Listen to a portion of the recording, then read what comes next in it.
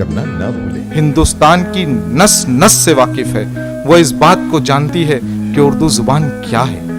मैं सिर्फ आम लोगों के लिए बात कर रहा हूं प्रणव जी, इससे पहले क्या मुशायरा शुरू होगा मैं वक्त नहीं लूंगा, लेकिन मैं बात जरूरी समझता हूं क्योंकि आज 26 जनवरी का मौका है। उर्दू ये किसी मजहब की जबान नहीं है। उर्दू क्या है मैं बताता हूं, सिर्फ 2 मिनट में आपको उर्दू की तारीख बताऊंगा।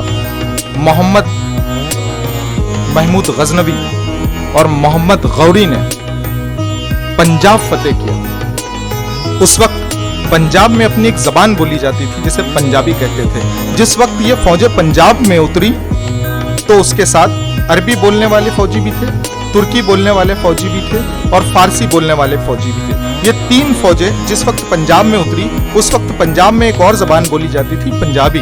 तो ये 4 जबान जब इंटरेक्शन होता है तो उसके लिए जबान की जरूरत पड़ती है। तो ये 3 जबानों के अल्फाज में पंजाबी के अल्फाज मिलने लगे थे, तो एक नई जबान डेवलप होना शुरू हुई थी।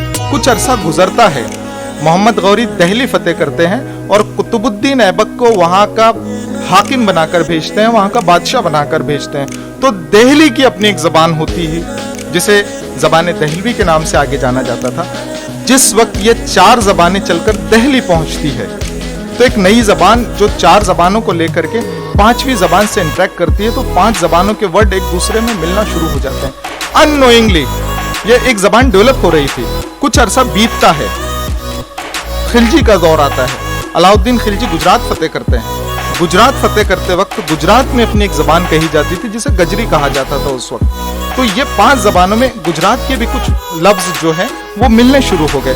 कुछ अरसा और गुजरता है, तुगलक का जमाना आता है। तुगलक दक्कन फतेह करता है।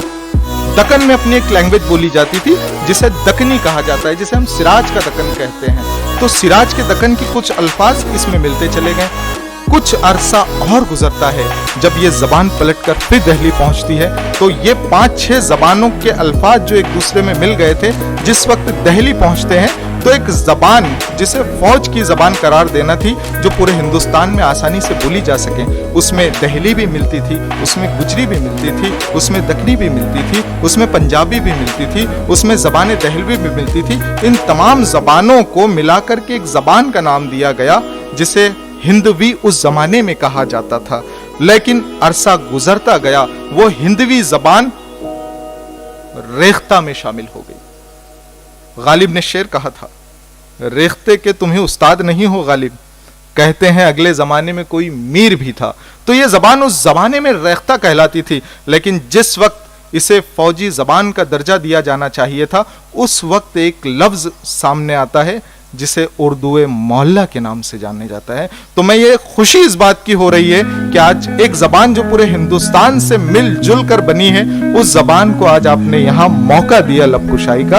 यह सिर्फ एक जबान, एक तहजीब की जबान नहीं है, बल्कि ये पूरे हिंदुस्तान की जबान है। फलक भी हम पे हुआ मेहरबान काफी है, खुली फजा ये खुला आसमान काफी है, समेट लेती है सबको शफीक माँ की तरह, हमारे वास्ते उर्दू जबान काफी है, हमारे वास्ते उर्दू जबान काफी है। आइए, ये मेरा दर्द था, अब मैं चलूं उस गजल की हसीन वादियों में जहां एहसासात के आबशार दिल को मोह लेते हैं।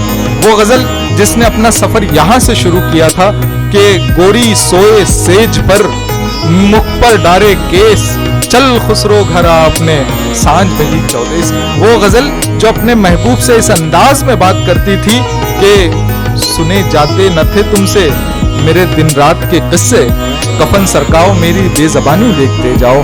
वो